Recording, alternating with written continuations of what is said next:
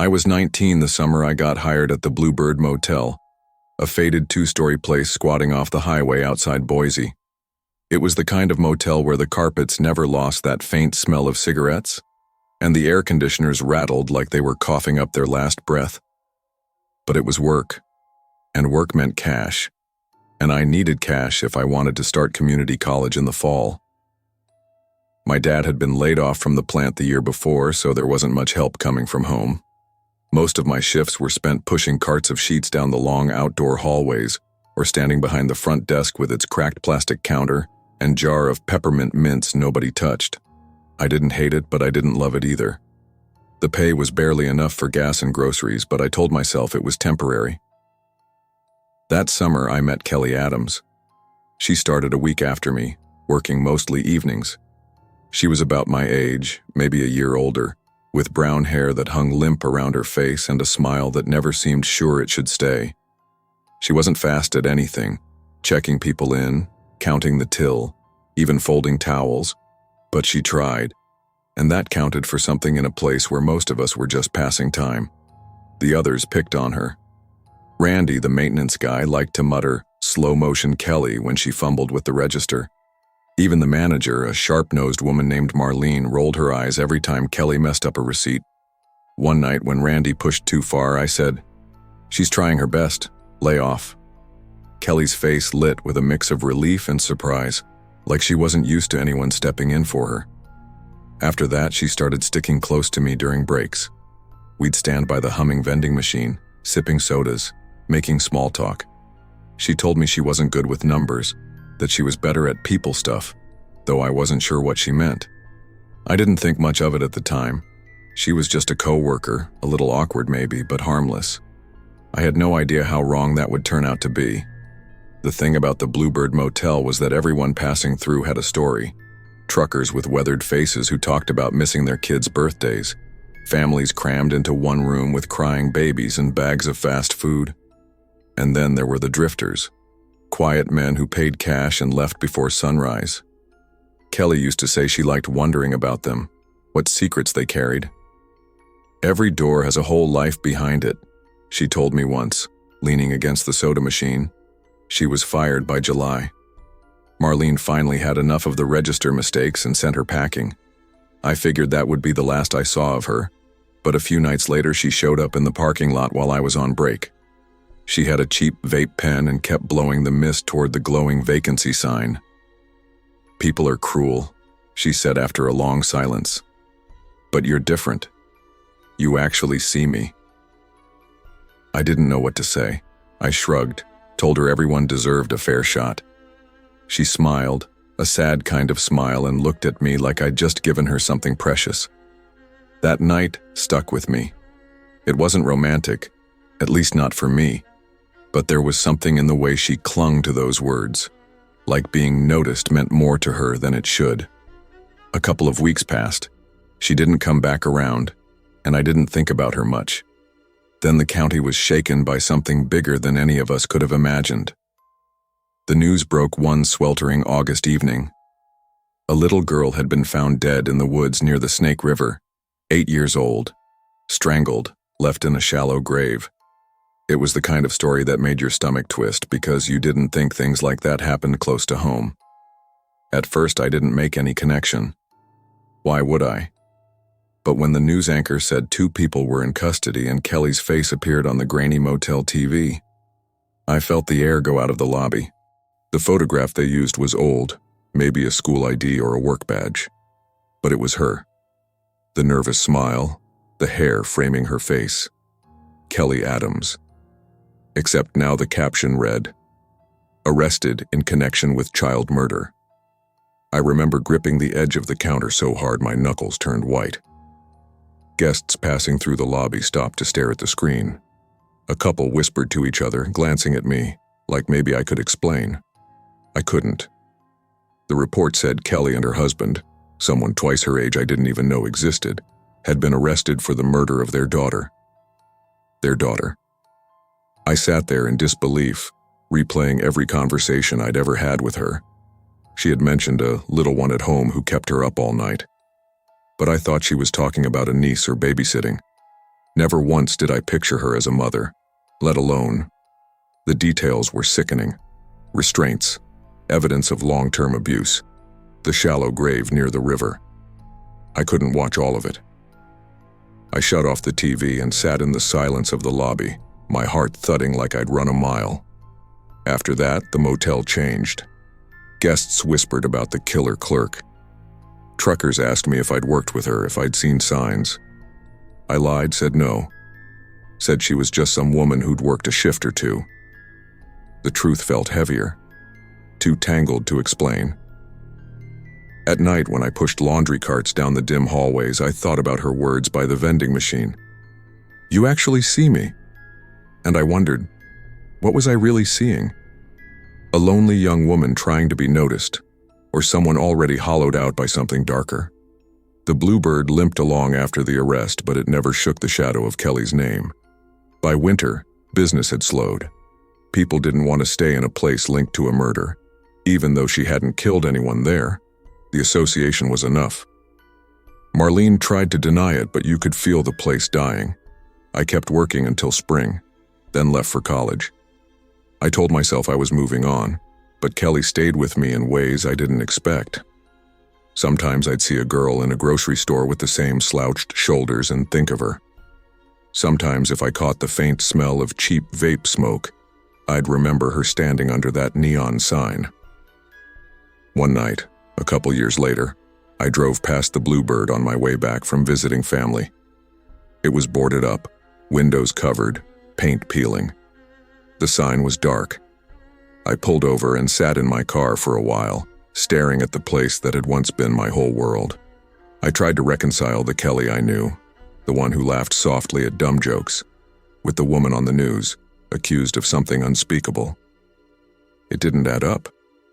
And maybe that's what unsettled me most. How someone could appear so harmless, even fragile, while hiding such cruelty. It's been over 2 decades since that summer. I'm in my 40s now, married, with kids of my own. I drive past the old Bluebird lot sometimes. A chain-link fence circles it, weeds crawling up where the sign used to stand. It's a dead space now, like the earth itself wanted to erase it. But I can't erase it. I can't erase Kelly. Her face still drifts into my thoughts at odd times, especially when my daughter runs into my arms after school, or when I hear about another crime on the news. I think about the way she looked at me that night, saying I actually saw her. The truth is, I didn't see her. Not really. I saw what I wanted to see. A coworker who needed a little kindness. I didn't look closer. I didn't wonder about the bruises of her silence, the shadow behind her smile. Maybe it wouldn't have mattered. Maybe nothing could have stopped what happened, but the older I get, the more I believe in listening to that quiet gut feeling, the one that tells you when something is off. Back then, I brushed it aside. I thought the world was simple. Good people, bad people, and nothing in between. Now I know better. Monsters don't always look like monsters. Sometimes they look like the girl standing beside you at the soda machine, grateful for a shred of kindness. Bluebird Motel taught me that evil doesn't always announce itself with snarls and threats. It often hides in ordinary faces, in quiet conversations, in people who seem fragile or misunderstood. We can't live our lives in constant suspicion, but we can learn to respect our instincts, to pay attention when something feels wrong, and to understand that kindness is not the same as blindness. True compassion requires clear eyes. They dared me to take the graveyard shift at Willow Pines Motel, as if courage were something you could sign up for on a whim. I was 23, fresh out of college the way people fall out of steam, soft, sputtering, and directionless. And I said yes because saying yes felt easier than saying no. If I'm honest, there was another reason. Fear. Not the kind that freezes you, but the kind that hollows you out and keeps you honest. I had always been the person who locked the door twice and checked the peephole even when no one was coming. The dare was a challenge and a test.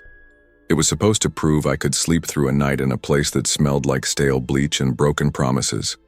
Willow Pines was the kind of motel you file under, things you wish you'd never had to see.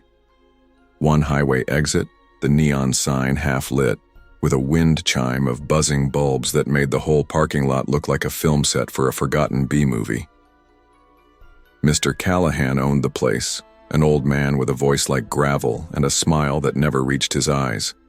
He told us stories like he collected them, brief, dirty anecdotes about travelers and lost keys and nights where the rain seemed to talk. When he warned that some guests don't know they've checked out yet, he laughed like it was a joke. I let him laugh and tried to let it go. Before that night, I'd been someone who knew the rhythms of ordinary fear. The town gossip about the highwayman who liked motels, the mom who wouldn't let her daughter work nights, the way the diner waitress locked the back door at 10 and kept a frying pan within arm's reach. Those were the small cultural strategies people invent to keep the world reasonable. They helped, until they didn't. On the surface, Willow Pines was a stage of ordinary things. Chipped linoleum, a guest book with more coffee stains than signatures, a lobby clock that stalled at midnight. Beneath the surface, there were decisions people made about which corners to cut, which doors to bolt, and whose complaints to ignore. That's where danger collects, not always in malice, but in neglect, in the small administrative choices that leave vulnerabilities open. I remember the night in detail because trauma insists on sharpening memory. The night the building settled into its own noises, and I wanted only to be ordinary, to make coffee, to check the monitors, to fill out the log, and prove I had done my job. Instead, the night asked for something else, attention. It asked me to notice the man who stood too still at the top of the stairs, the keychain that didn't belong to anyone in my life, the grainy flicker on a security feed that decided which angles of the motel to show and which to hide. That night taught me how ordinary fear multiplies into the extraordinary, how a quiet knock becomes a question about whether you are entitled to survive the night in peace. I left Willow Pines with frost in my lungs and a hole where stability used to be. Years later, I still answer the door differently. The first hour felt like any other slow shift. The lobby light humming, the smell of coffee and bleach, the guest book open to a blank page.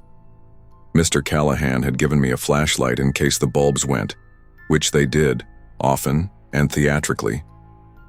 I made coffee, wrapped my hands around the cheap styrofoam cup, and watched the road through the plate glass. A pickup rolled by, then faded into the black. The monitor screen on the desk showed the lot in a grayscale hush. I logged 11:05 p.m., no guests, in neat block letters, and tried to convince myself the night would be dull and ordinary. It wasn't. Around 9:45, a sound upstairs caught my attention. A slow, deliberate shuffle, heel to toe, like someone measuring the hallway with their steps. I told myself the building was old. I told myself pipes and boards make noises, and that my friends would laugh at me for being jumpy. But when I walked to the base of the stairs, the air seemed to thicken. There was a keychain lying there, small and familiar, a battered leather fob in the shape of a guitar pick. Ethan's. Ethan, who was supposed to be on tour 3 states away, popping his knuckles and promising he'd call. My phone showed no signal, though minutes ago I'd had full bars. The lobby clock juddered and whispered past 11. I climbed the stairs because I needed to see if something human had been there. The upstairs corridor was a superstition of light, strip bulbs with plastic covers, room numbers fading. Halfway down, the security monitor flickered and the screen leapt to life without my touch. For a moment, the hallway showed empty floor and rail. Then, behind the banister, a shadow resolved into a tall figure motionless. The feed was grainy and the outline was wrong, too still to be breathing. My name had a way of sticking to the back of my tongue that night. It felt like a question. At midnight, the knocks came, 3 deliberate taps from somewhere above. The sound landed on my knuckles like a demand. I answered because I wanted to be rational, because that's what I'd been taught. Check the peephole, identify, don't open. I cracked the door and called, "Housekeeping?" The corridor beyond was empty. There, though, at the base of the stairwell was the keychain I'd seen earlier. Ethan's words haunted me then more than his face. Then the monitor displayed him, or the echo of him, at the top of the stairs, watching. He looked like Ethan, and he didn't. His mouth moved in silence, and the air around it bent. When I reached for the lobby phone, the dial tone was gone. The world narrowed down to breaths and the skin on my neck remembering rules I hadn't known I carried. Don't go alone into shadow, don't trust the guest book, don't mistake absence for safety. I ran. I don't remember thinking about my feet, only the pull of the cold air and the sound of my own heartbeat like a drum in my ears. I left everything on the desk, the logbook open, the coffee half drunk, the monitor flashing static. I ran until the trees blurred, and a trucker found me at dawn, on the shoulder of the highway, shaking and small as a child. The police came later, polite and thin with procedure. They found empty rooms, an erased hard drive, a guest book that had been snatched and gone as if it had never existed. Ethan's truck idled in his driveway back home. Ethan himself was gone. For years after that, I layered my life with precautions. I slept with the porch light on when I could. I checked the peephole twice. When I traveled for work, I inspected closets and underbeds. Locks became gestures of faith, small physical acts that said I intended to return to the normal world. People asked about bravery. They called me brave in a way that made no sense. I didn't feel brave. I felt meticulous. I felt tired. I learned to carry my keys between my knuckles, to keep phone battery charged, to trust the low whisper of my gut above the voice that reminded me I might be overreacting. That voice hadn't failed me the night I left Willow Pines. It was louder now, a small, constant pulse. Pay attention. Word spreads about motels like Willow Pines in the way gossip moves through a county fair, slow and stubborn. People talk about strange visitors, about lost guest books, about managers who cultivate an economy of indifference. I started to collect those stories like a tax on fear. There was the kid who found a pair of boots under his bed and a note that said, "Thanks for the pillow." There was a woman who saw someone standing under the streetlight outside her window every night at 2, always moving his cigarette in the same nervous circle. The stories piled up until they were less entertaining than instructive. They taught me that danger wasn't always the dramatic headline. Most often, danger was small, bureaucratic, and patient: a missing camera, a staff member asleep in the office, an owner who preferred cheap fixes to hard locks. But the worst thing was how the world chose to tidy away the messy parts. People like to close the door on fear. They file it under anomaly and carry on. The police took statements. The report went into a file. The motel's hard drive was logged as damaged, and time did the rest. Willow Pines sat on the edge of the highway like a thing that outlived a use. Mr. Callahan took a little longer to smile after that winter, if he smiled at all. The neon sign buzzed on sometimes, and sometimes it didn't. Folks drove by and told themselves stories that let them sleep. Years later, people who knew me called it a breakdown, some private collapse that meant I should get therapy or move to a better neighborhood. They were right in a way I couldn't have admitted. I saw a counselor who taught me to label my panic and to breathe. Those lessons helped in small and literal ways. But the deeper work was practical. I learned to make lists before I left a room or a building: wallet, keys, phone, exits, and to notice the kinds of human behaviors that spelled trouble. Someone loitering too long with a blank face, a vehicle that idled in the same spot for an impossible amount of time, a maintenance staff whose presence felt performative.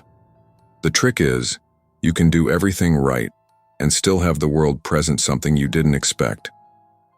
One night in a motel room somewhere miles from Willow Pines, in a town I barely remembered driving through, I woke to movement in the closet. The chair I jammed under the handle earlier had been moved. There was no dramatic reveal like the movies promise. The intruder was practical and quick, a small man with a gloved hand slipping into my bag. I screamed and he bolted.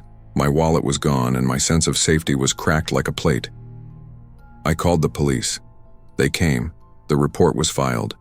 The motel manager said he'd had no idea.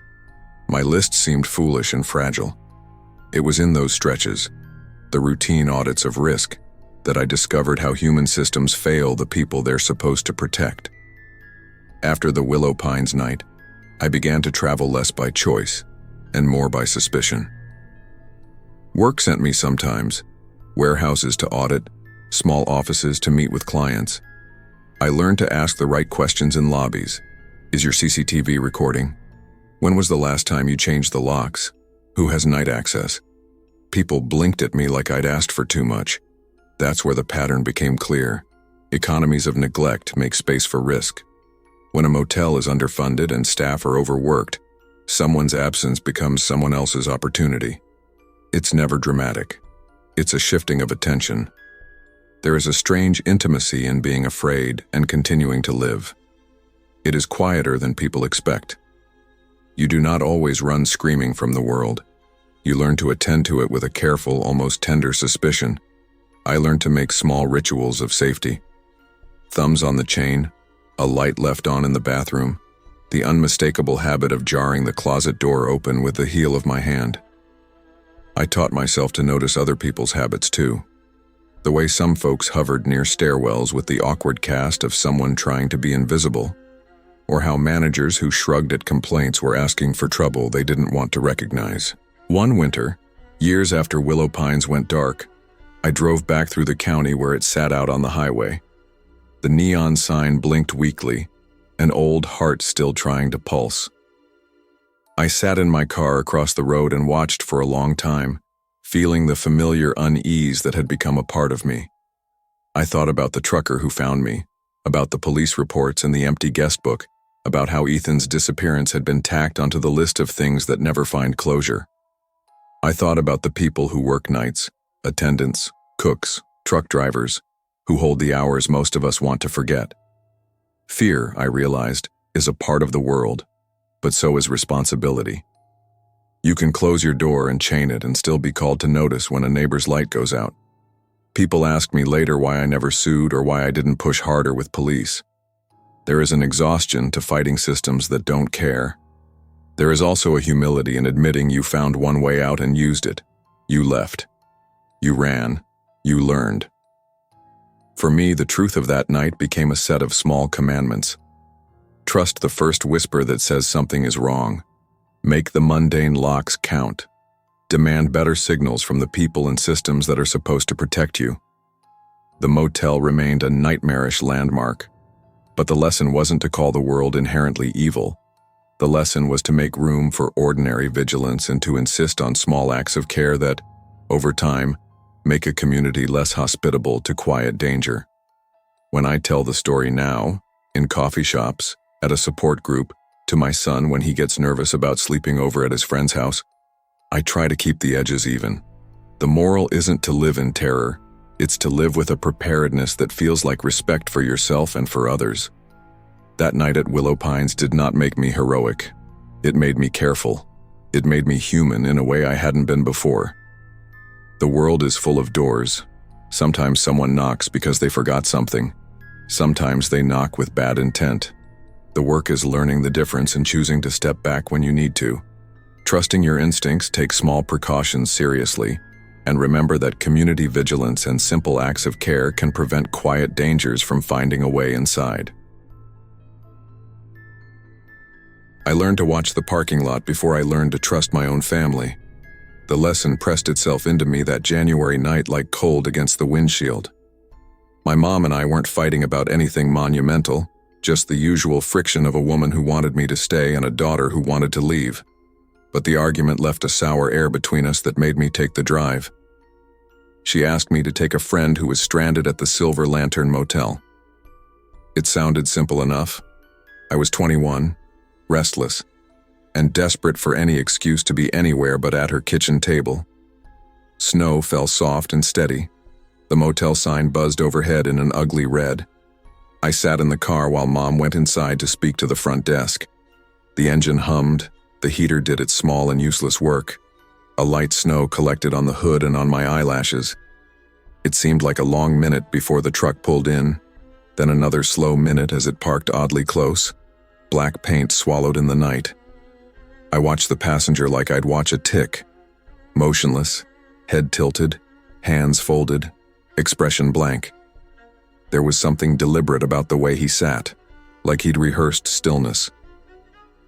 When his door slammed against the side of our car and his breath fogged the glass, something cold and precise locked into me.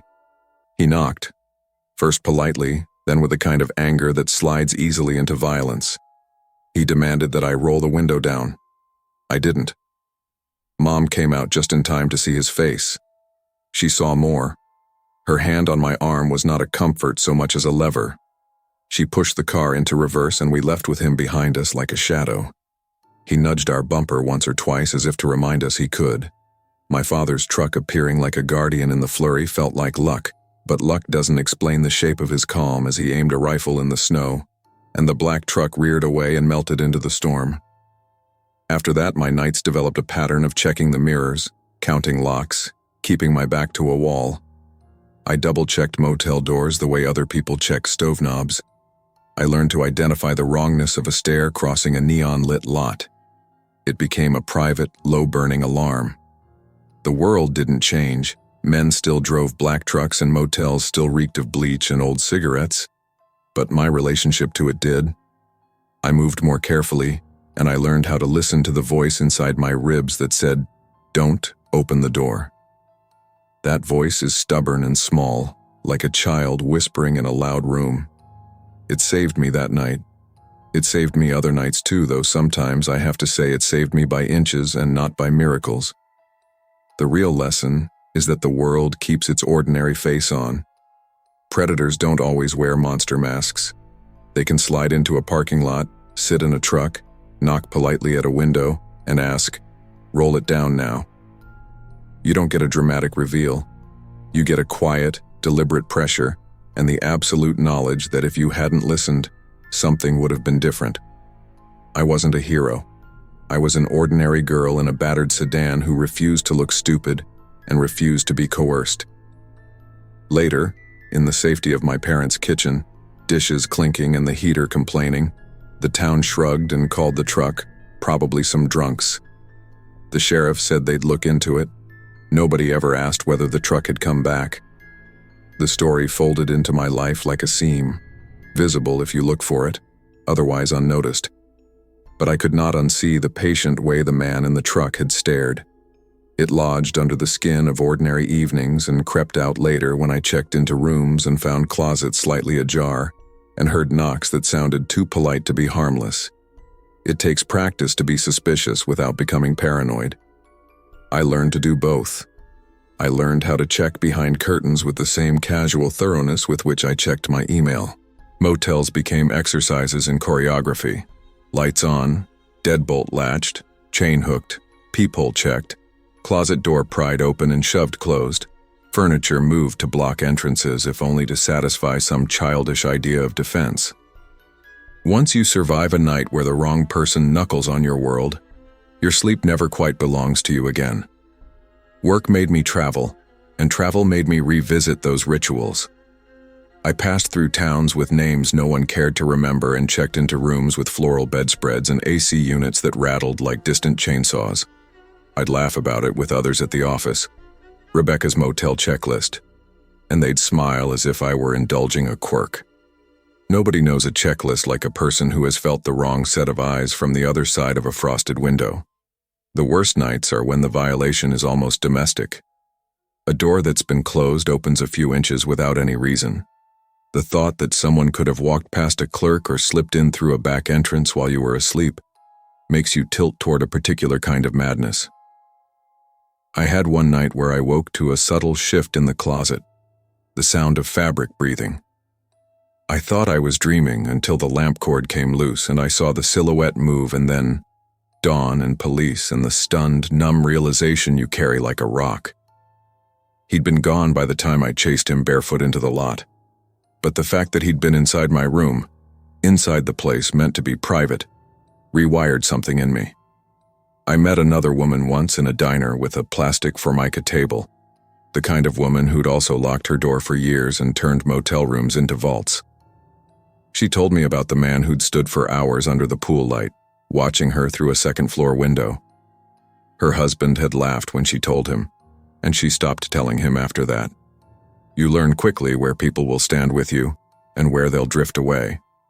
Some are compassionate, Some are blind to anything they can't see on a news channel. There's a particular geometry to the fear. Long, sterile hallways, overhead lights that hum like old fluorescent mosquitoes, the thin magnesium click of a lock. The danger fits into that geometry easily. It can be the man in the denim jacket who watches from the parking lot and later walks into the breakfast room and sits near you, or the tall, pale driver who idles his Caprice outside your window and watches you pack a bag in the middle of the night. Each variation asks the same question. What would have happened if you'd opened the door, rolled the window, stepped onto the porch? I began to catalog details. The time of night when motel's empty, the way fluorescent lights throw shadows that look like people, the pattern of footfalls in an empty second-floor corridor. It was stubborn, practical research. I kept notes on my phone. No names, only times and descriptions. The list read like a thin and angry map. Room numbers, car makes, a scar under an eye, a denim jacket, a black truck. Patterns emerge when you pay attention. Patterns are comforting because they offer the illusion of control. Once, on a road trip back from a client site, I pulled into a place that called itself Sunset Pines. The lot was cracked, the neon half dead. A Caprice idled for a long time, headlights like patient animals. I felt the old tingle and stayed inside until someone else checked out. The man got out of the car and walked, slow as a tide, toward the vending machines. He watched me go upstairs and doubled back to the car, as if he'd paused to decide something. I didn't sleep. I drank soda from a vending machine with trembling hands and kept the television on until the signal slid into static. In the morning, the car was gone. So was my sense that the world was a fair place to be. The practical result of all this is small rituals and a suitcase packed with banal weapons, a flashlight with heavy weight, keys toxic with anxiety, a pocket knife that belies more fear than defense. I'm careful with my language now. Probably nothing becomes an insult when it arrives at the threshold of someone's safety. I learned to say, "I don't want you here," or call the desk's number and let my voice be clear and slow. I learned how to listen for footsteps that don't belong, to note when a knock is too polite for strangers, to trust the animal inside that tucks its ears back and waits. You develop strategies without noticing, because survival doesn't wait for graduation ceremonies. After a while, instructions grow from instinct. Before I open a motel door, I check the corridor. I let the light spill under the door before sliding the lock. I keep a coffee cup near the handle because a clatter buys seconds. These are not glamorous survival tricks. They are the small, stubborn ways of someone who's decided the world will not dictate the terms of her fear. I tried once to make logic fight the fear. I called the front desk and asked about an older woman who'd reportedly gone missing in the night shift rotation, the sort of housekeeping ghost that haunts employees' gossip. The manager told me a tired story about keys that went missing, and workers who'd lost their minds over grief, and grief, I learned, can make ordinary people behave like phantoms. The sheriff said she was probably drunk, and that was the end of it. The beds in the motel room were made the same either way, the sheet tucked the same. The blank walls held their breath. Sometimes the people at the desk are helpful. Sometimes the desk is a dead-eyed routine where the clerk wants to be left alone. I remember once a woman named Jasmine who'd stayed in Eugene attending a writers' conference. She pulled back the curtain at night to see a man in a denim jacket standing in the parking lot and felt her chest go thin with the sensation I knew too well. He had the patience of someone with a map. He waited until the right moment. He sat in the breakfast room the next morning and watched her as if she were a predictable mark. She and her companion left behind half-eaten waffles, and the illusion that a little daylight could wash away being watched. I could fill pages with these small horrors, men who test doorknobs, faces that linger outside curtained windows, the way your hands remember a night's wait. But what I remember best are the moments of clarity. The night at Silver Lantern, the truck's black paint like a closed eye, the ache that made me start the car not to be brave but because I could not stand the pressure of being seen. The night my closet door opened in a room that reeked of bleach and the way I jammed a chair under the knob and later had to run barefoot into the lot to call for help. You are taught to tell the story in simple beats: the approach, the knock, the fleeing. Life does not hand you nice narrative beats. It hands you long, small days that stack up and press into a kind of slow terror. After a while, the list of close calls becomes a ledger. You don't feel braver from survival, you feel more aware. You feel the urgent desire to teach the next person what you learned. That caution is not paranoia. That instincts are as real as a bruise. One night, I found someone who listened. He was a man named Ruben who ran a small online forum, more of a thread and a few dozen strangers than a movement, where motel survivors swapped tips about peepholes and chains and whether a knocked window required a police call. He'd been stalked years ago in a chain motel, and his posts were practical, almost military in tone. Check the HVAC vents, verify locks, take a photo through the peephole and send it to someone you trust. People with no agenda except to survive are rare and precious. Ruben's group was small and practical and not about heroics. One thread collected license plate descriptions, timestamps, and register numbers. People posted blurry photos taken through curtains and the face of a truck that had lingered in the background of multiple posts. Patterns began to look like a map. I forwarded a photo to a detective I knew as a favor, and he told me quietly that motels in forgotten towns are magnets for men who think they can practice cruelty in anonymity. The detective could do little beyond nodding and filing. Files move slowly. Predators do not. I tried to find comfort in small victories. I changed rooms at motels when the parking lot felt wrong. I refused to be gaslit by clerks who insisted the guests were fine. I took my son along sometimes and turned our routines into instruction. The ways I check a room became the ways I taught him to be cautious without being consumed. When he was small, he thought the chain lock was a magic spell. Now he knows to keep his headphones inside and to listen for that particular silence that happens right before a knock. There were nights when I wanted to burn the whole system down. I wanted stronger laws, a registry for people who loitered outside motel rooms, a responsibility enforced on rundown motels whose managers shrugged at missing keys and wandering men. But the world offers you small tools, and you sharpen them. You learn that telling the truth about fear is not inviting more fear, it is calling for shared attention. In a quiet moment, years after the truck incident, I drove by where the silver lantern used to be. The neon was gone, and a for-lease sign leaned crooked in the windows. Buildings move in the slow economy of towns, and sometimes predators move on or die or get arrested or grow old and tired. Sometimes they don't. That lack of resolution is the hardest lesson. You never get the full answer. You get to keep living and to keep locking the door. When my son was 6, we stayed overnight at a motel after a family funeral. The manager gave us a ground floor room near the pool, and the world folded itself into me. The image of a small boy poking at ants, the sky threatening rain, the man sitting motionless across from us in the lobby. I remember thinking then how easy it would have been to dismiss the feeling, how easy to assume normalcy. My mother's hand on my wrist that night had been an old muscle memory. She moved in a way I now emulate without thinking. That man at the pool. No dramatic entrance, just an ordinary man wearing ordinary clothes, watched us with a patience that made my mouth go dry. He waited while we swam. He came back later and stood outside the gate. When I finally opened the door and this man knocked soft, "How was your swim?" Everything inside me spun back to that first night with the black truck. The knock was the same small key in the quiet.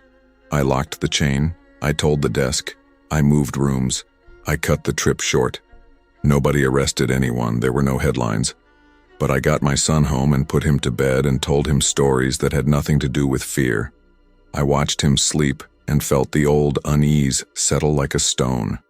You cannot make every corner safe, but you can make the spaces you touch less hospitable to wrongness. I still travel for work. I still inspect closets and press my ear to vents. I still teach my son the small, stubborn rituals that keep us safe. Check the peephole. Never open the door wide. Call the front desk and insist on a different room if your gut says so. I do not carry fear like a banner. I carry it like a tool. Useful, heavy, and sharpened by experience. People ask why I never went to the police with everything, why I didn't push harder for arrests or clean answers. The truth is that sometimes the system is slow and your pain is immediate. Sometimes the person at the desk shrugs and says probably nothing. Sometimes you find community in a message board and a detective who says they'll file a report. Mostly you survive by listening to the thing under your ribs and moving accordingly. I keep a photo on my phone of a black pickup. It's grainy, taken through a fogged windshield years ago by a neighbor who'd seen the truck and thought to capture something that didn't seem likely to matter at the time. The truck taught me how ordinary terror tends to wear the color of a commute and slide by without witnesses. It taught me that instinct is a form of knowledge, and that listening to it matters more than excuses. I'm older now than my mother was that snowy night. I've learned to act quick and quiet when something feels wrong. Maybe that was her last gift. Some nights I still hear knocks that come in threes or two polite raps and then a silence that sits like waiting. I check the peephole. I keep the deadbolt on. And when I tuck my son in, I tell him that homes and rooms and even motels are ours to defend in small ways. The rest of the world might not notice, but we will. Trust the quiet alarm inside you. Ordinary places can hide ordinary threats, and your instincts, cultivated, respected, and acted upon, are often the first and best defense.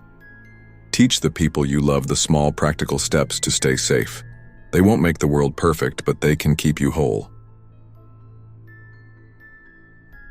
I never thought life would bend me into working nights at a roadside motel, but that's where I ended up in the winter of 1996. My name's Elliot Harper, and back then I was 34, divorced, broke, and running out of options. I'd spent most of my adult years in a printing warehouse running presses and hauling paper until one machine caught my arm and mangled it enough that I couldn't work the floor anymore. Compensation came slow and thin. Bills piled up, my wife packed her things, and before long I was sleeping in a rented room over a pawn shop and looking for anything that paid cash and didn't ask too many questions. That's how I found the Desert Star Motel. It sat on the edge of Highway 54 just outside Tucumcari, New Mexico.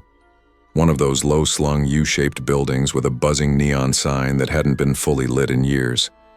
The manager, a chain-smoking man named Carl with a bad cough, told me he needed someone to cover the graveyard shift, 11 at night to 7 in the morning. "Nobody bothers you out here," he promised. "Just drunks looking for a place to crash or truckers needing a shower." He didn't mention the rest. I took the job anyway. The first nights were quiet enough. I sat behind the cracked front desk, drank burnt coffee from the diner next door, and flipped through dog-eared paperbacks from the Lost and Found. Guests drifted in and out, mostly travelers with road-weary faces, families dragging half-asleep kids. I gave them keys, nodded politely, and went back to my books. It wasn't glamorous, but it was steady. And in those long, empty hours I could almost pretend I was putting my life back together. But the Desert Star had a reputation I didn't know about. People whispered about knocks on doors when no one was outside, about footsteps on the second-floor walkway when the rooms were empty. Some guests checked out early without saying why. Carl brushed it off as paranoia. "Old pipes, thin walls, desert wind," he said, waving his cigarette. Maybe he believed that. Maybe he didn't. I started hearing the stories in my own way. It began with the phone. Every night, right around 2 in the morning, the lobby phone would ring. Not once or twice, always at exactly 2:14 a.m. I'd pick up, but there was never anyone on the line. Just breathing sometimes, faint enough that I wondered if it was my imagination. I checked the switchboard, an old clunky panel with lights that showed which room was calling. It always pointed to room 6. Room 6 wasn't rented out. The door was locked, the curtains drawn. Carl had told me once it hadn't been used in years after an incident. He didn't say what kind, and I didn't ask. I figured maybe the wiring was crossed or the line was busted. Still, it rattled me. I'd hang up, sit back in the creaky chair, and try not to glance at the dark hallway that led toward the room. The calls kept coming. Some nights, the line would click like someone had pressed their finger against it. Other times I heard what sounded like a whisper, too soft to make out. I thought about unplugging the phone, but part of me wanted to know who, or what, kept trying to reach me. It was my 5th night when I decided to walk down there. The hall lights flickered as I carried the master key. My boots squeaked against the linoleum.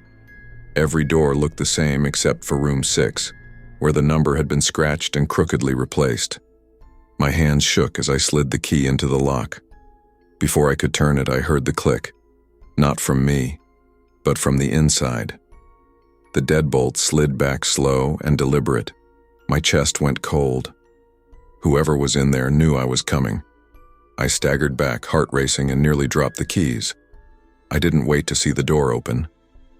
I bolted down the hall and locked myself in the office, the phone trembling in my hand as I dialed 911. That was just the beginning. I waited for the police with sweat rolling down my back, the phone still pressed to my ear even after dispatch told me to stay calm. The silence in the lobby was suffocating. Every creak of the building made me flinch.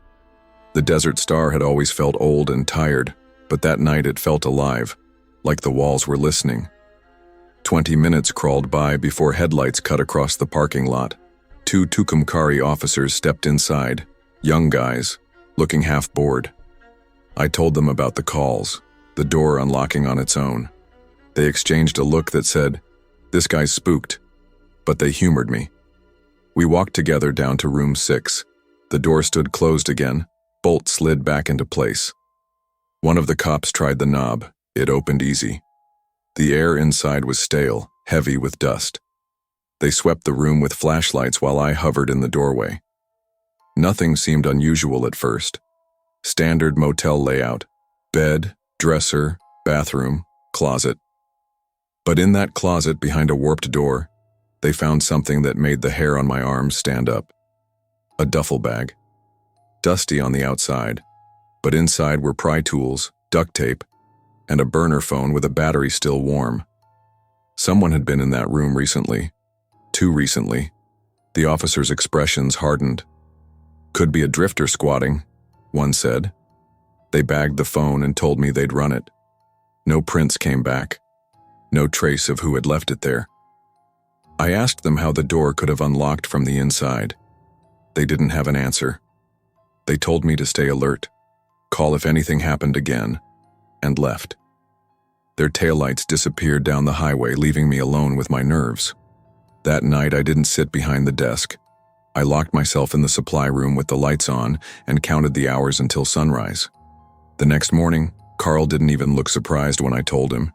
He just lit another cigarette and said, "Room 6 attracts trouble." I demanded to know what he meant. He finally told me. 10 years earlier, a traveling salesman had checked into that room. A few hours later, another guest found a woman running half-naked through the lot, wrists bruised, screaming that someone had tried to kill her. The salesman disappeared before police arrived. They never caught him. Carl had kept the room shut since, but he admitted sometimes guests still complained about noises around it. I wanted to quit right then, but I needed the paycheck. Rent was due, and there weren't other jobs waiting. So I stayed. But from then on, every creak in the hallway made me stiffen. The calls didn't stop. By the second week, the routine had me on edge. Midnight came. The phones were quiet. And then, always, 2:14 a.m., the shrill ring. I'd sit frozen before answering, praying it wouldn't be breathing this time. Sometimes it was. Sometimes just silence. I started carrying a heavy flashlight everywhere, gripping it like a weapon. I jammed a chair under the lobby door handle when I worked alone. Guests noticed my nerves. One trucker asked, "You all right, man? You look like you seen a ghost." I almost laughed, because in a way, I felt like I had. One night, a woman in her 60s checked in. She was traveling alone, said she'd lost her husband last year and was visiting family in Arizona. I gave her room 8, 2 doors down from room 6. Around 3 in the morning, she came back to the lobby, pale and shaking. "Somebody's outside my door," she whispered. I grabbed my flashlight and followed her back. The hallway was empty. but on her doorframe, clear as day, were fresh scratch marks around the lock, like someone had been trying to pick it. My stomach dropped. I called the cops again. They searched the lot but found no one. The woman left before dawn, muttering she'd drive straight through to Arizona. I didn't blame her. I told Carl we needed cameras, better locks, something. He just shook his head. People exaggerate. Nobody wants to spend money on this dump. His cough rattled deep in his chest. I realized then he didn't care what happened here, as long as the rooms stayed filled. That was the night I understood I was on my own. Sleep became impossible. Even on my days off, I'd wake up at 2:14 a.m. as if the phone was still ringing. I started drinking more coffee, then whiskey after my shift, anything to dull the edge. My hands trembled, my eyes burned. I was unraveling. The final straw came on a Tuesday. The motel was nearly empty, just 2 rooms booked. Around midnight, I went outside to smoke. The lot was quiet, desert air sharp and cold. That's when I saw it. Room 6's curtain moved. Not a flicker of wind, but a hand pulling it back, then dropping it. I froze. I knew the room was locked. I knew no one was supposed to be inside. My breath fogged the air. Slowly, I backed into the lobby and locked the door. At 2:14, the phone rang. This time I didn't pick up. It rang for a full minute before stopping. Then, knock, knock, knock, at the glass lobby door. A man stood there. Average build, denim jacket, short hair. Forgettable if not for the way he smiled. Calm, patient. His hand lifted in a little wave. "Room 6 needs towels," he said through the glass. My throat locked. I didn't move. He knocked again, louder. "You hear me? Towels." I dialed 911 with shaking hands. By the time officers arrived, he was gone. No footprints, no car, nothing. Just that dusty duffel bag still sitting in the closet of room 6, like a promise. I quit the next morning. Carl barely reacted. "Suit yourself," he said, lighting another cigarette. "Some folks aren't cut out for nights."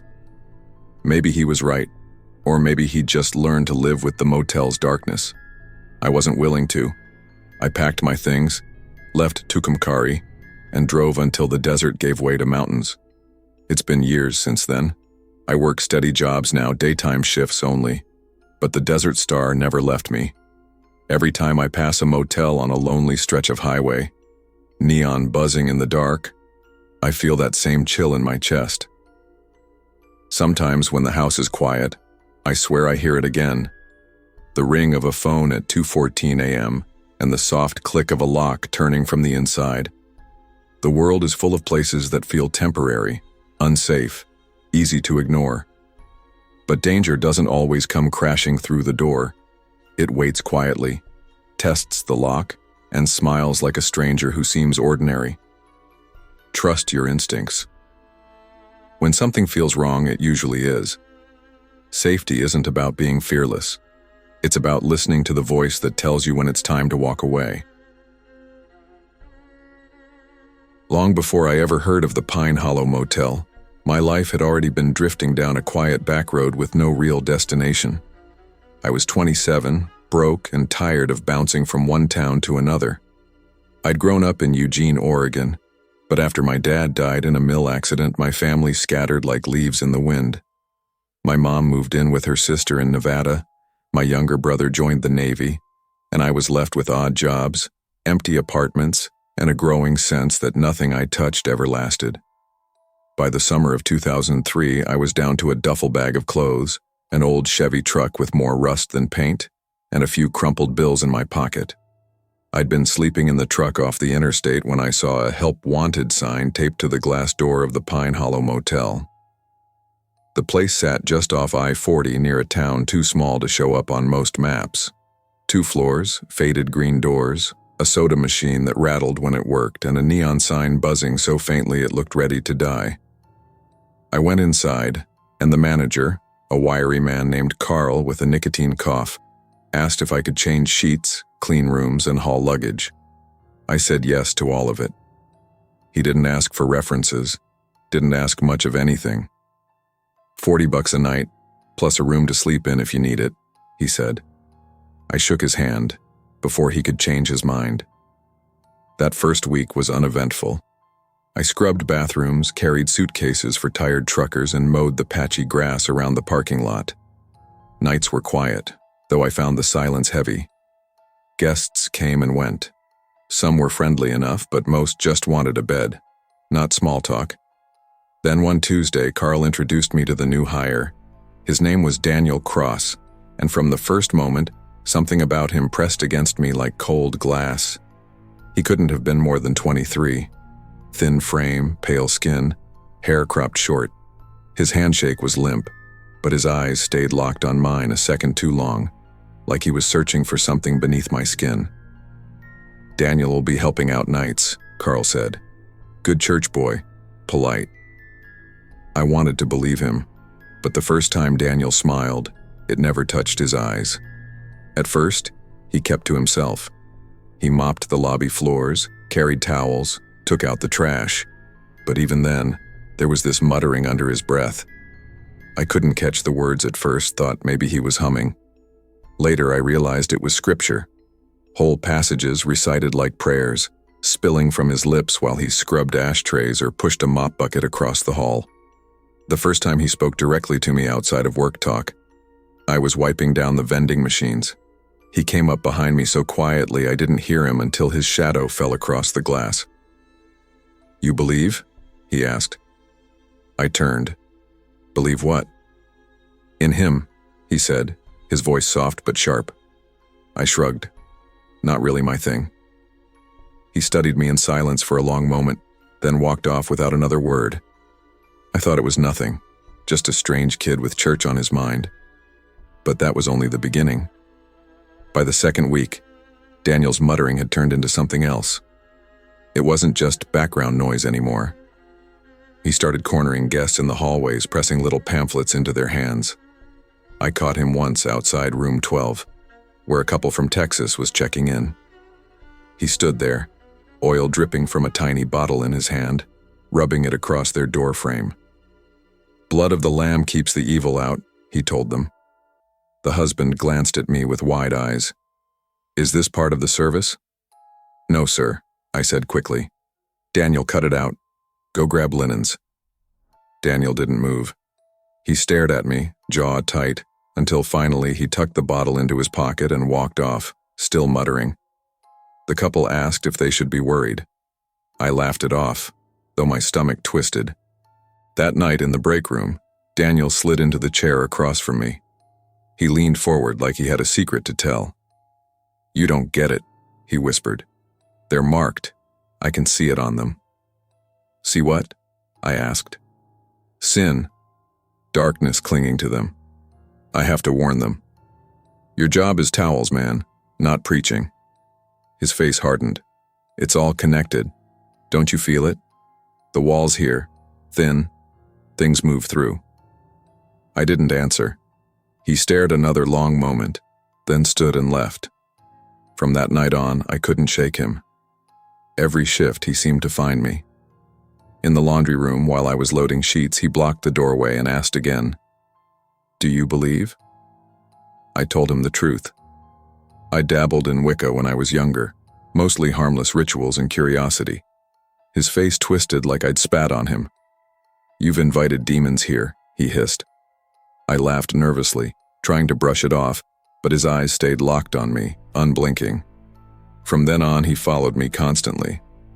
In the parking lot, I saw him tracing crosses into the dust on car windshields. In the storage room, I caught him carving symbols into the wood of the shelves with a pocket knife. Guests began complaining. One woman said he had whispered through her door at midnight, quoting verses about fire. I told Carl. He waved it off. Boys just zealous. Better that than drunk or lazy. But I knew better. There was something growing behind Daniel's calm face. Something sharp and dangerous. And I could feel it pressing closer every night. The storm broke on a Saturday night. The rain came down in sheets, hammering the tin awning outside the lobby.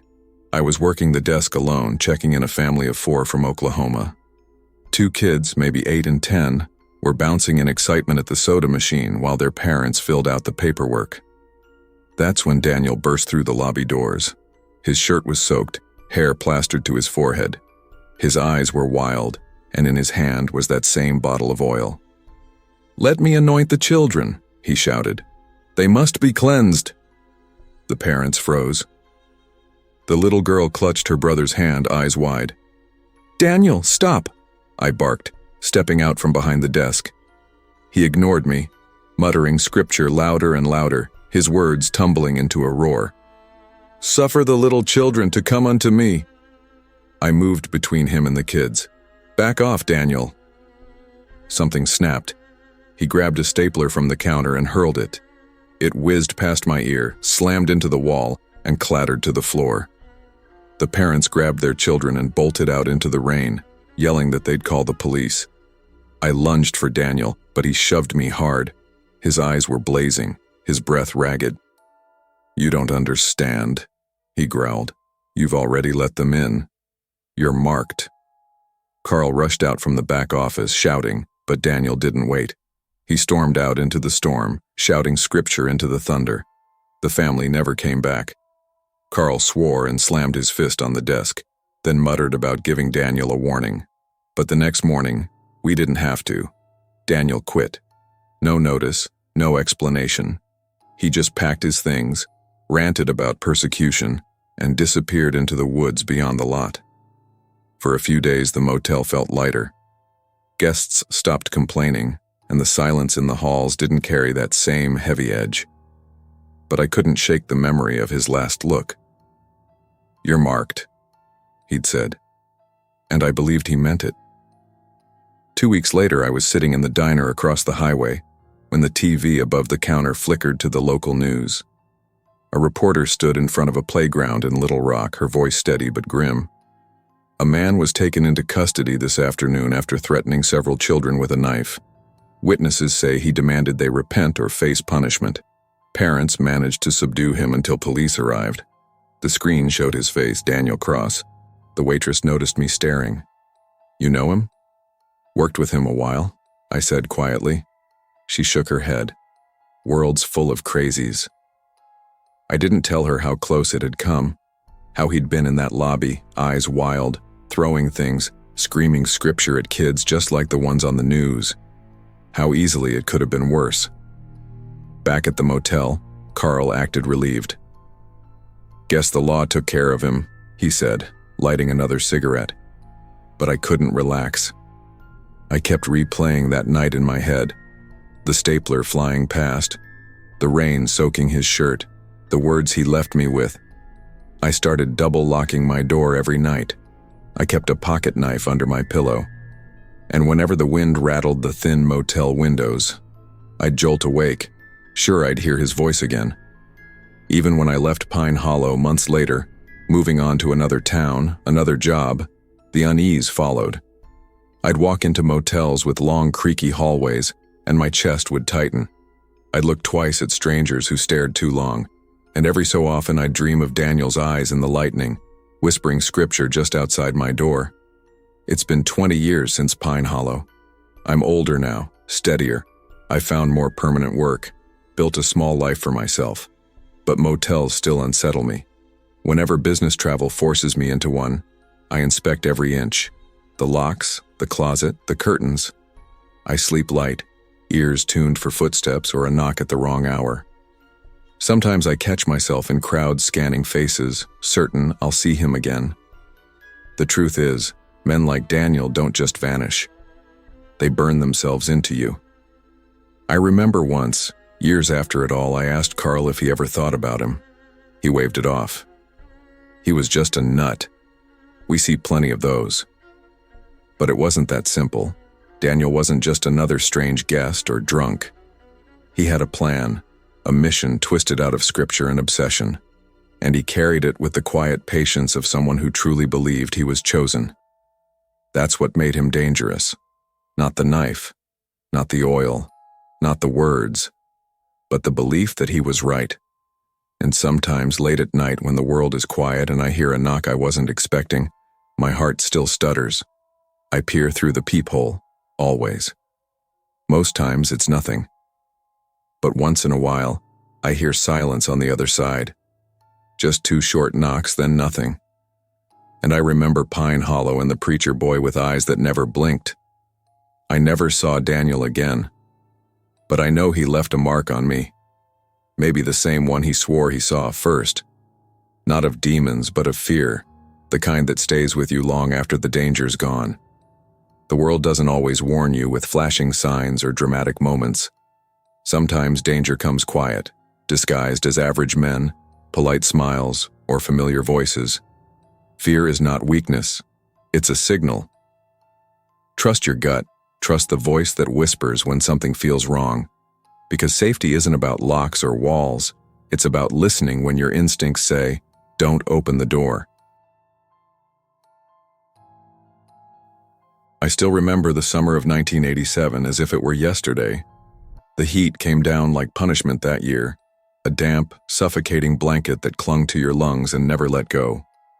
I was 41, an exterminator by trade, and just about done with crawling under houses and shoving traps into crawl spaces. But bills didn't pay themselves, and when you live in Shreveport, you take the work that comes, even if it stinks of trouble before you start.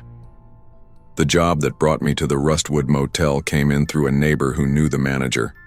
Said the place had been getting complaints, rats in the walls, scratching in the night, guests demanding refunds. At first it sounded like any other call, but when I pulled up to the motel I knew this wasn't going to be ordinary. The sign buzzed half dead, spitting out light in jerks like a dying firefly. Paint peeled in long strips from the stucco walls.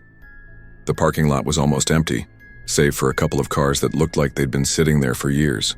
The air smelled of mildew and swamp water. Inside, the lobby was worse. The carpet had dark stains worn into it. A broken vending machine leaned against the wall. The man behind the counter, who introduced himself only as Carl, looked like he'd just crawled out of a deep fryer. His shirt was stained, his cheeks slick with sweat. "You're the bug man?" he asked, voice low. "Exterminator," I corrected, setting my kit on the counter. "I hear you got rats." Carl chuckled, but there was no humor in it.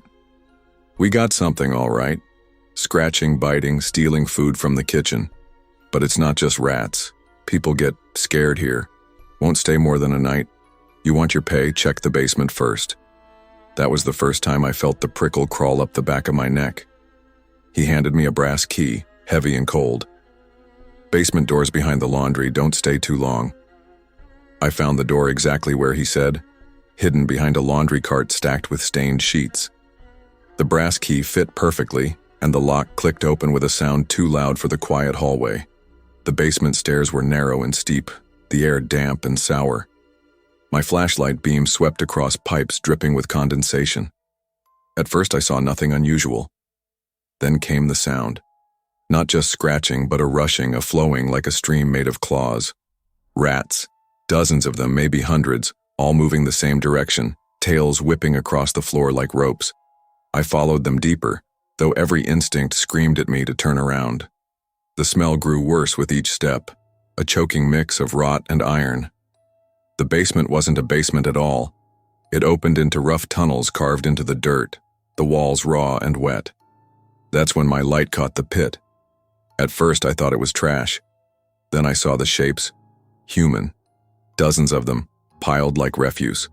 Some in uniforms, others in torn street clothes. Faces gnawed away, eyes gone, skin peeled back by teeth. The rats moved over them in waves. My knees buckled. I dropped to the ground gagging, the beam of my flashlight shaking as I tried to tear my eyes away. But I couldn't. These weren't just drifters. Some were staff. Some still had name tags pinned to their chests. A sound snapped me out of it. Footsteps, slow and deliberate. I turned, and there he was. Walter, the motel's so-called night security. He carried a hammer in one hand, the handle slick with something dark. His face was twisted, his eyes wild. "You weren't supposed to see this," he growled. He came at me without warning, swinging the hammer with a grunt that echoed through the tunnels. The metal caught the air inches from my skull. I threw myself sideways, my flashlight clattering against the wall. "Stop!" I yelled, though my voice was lost in the damp cavern. Walter didn't stop. His eyes had the wild, desperate look of a man already too far gone. The hammer swung again, grazing my shoulder. I lunged forward, ramming him with all I had. The two of us went crashing into the dirt. We struggled, hands clawing, his breath hot and sour in my face. I grabbed the flashlight and swung it, catching him under the jaw. He staggered, spitting blood. "You don't get it," he rasped, stumbling toward me. "This place feeds them, always has, always will." I backed up until I felt the pit at my heels. His shadow loomed larger as he raised the hammer for another strike. Desperation took over. I dropped low and shoved both hands into his chest. His balance broke. He toppled backward, arms flailing, a guttural scream tearing from his throat as he fell into the writhing sea of rats. The noise that followed, I'll never forget it. The swarm erupted, shrieks and squeals mixing with Walter's screams. His body convulsed as they tore into him. Then, silence, broken only by the endless rustling of the horde. I staggered back, chest heaving, stomach threatening to empty itself. My flashlight beam flicked across the walls. The tunnels stretched deeper, darker, with no end in sight. God only knew how many more bodies were down there. I didn't wait to find out. I locked the basement door behind me and shoved the laundry cart back in place. My hands shook so badly I could barely hold the brass key. The lobby was empty when I got back. Carl, the manager, was gone, no staff, no guests. Just silence broken by the buzz of the failing neon sign outside. I called out, but no one answered. I thought about going to the police, telling them what I'd seen. But what would I say? That the basement was a graveyard? That the staff were feeding people to rats? I had no proof, just a memory that felt like a fever dream. So I did the cowardly thing. I packed my tools, walked to my truck, and drove. My tires spat gravel as I tore out of that lot, the Rustwood Motel shrinking in the rearview mirror. For weeks afterward, I told myself I'd make the call. I'd report it, at least anonymously. But I never did. I let the memory sink beneath the surface where it festered like a wound I couldn't clean. And still, all these years later, I hear it sometimes. Scratching in the walls at night. Whispers in the dark. My gut knows it isn't just memory. Rustwood is still there. Still feeding. Still hiding. I drove past it once years later by accident. The sign still buzzed, though dimmer than before. A couple of cars sat in the lot.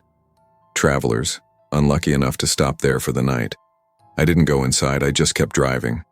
But I swear, as I passed, I saw movement in the window of room 3. A face, pale and hollow-eyed, watching me with a hunger that wasn't human.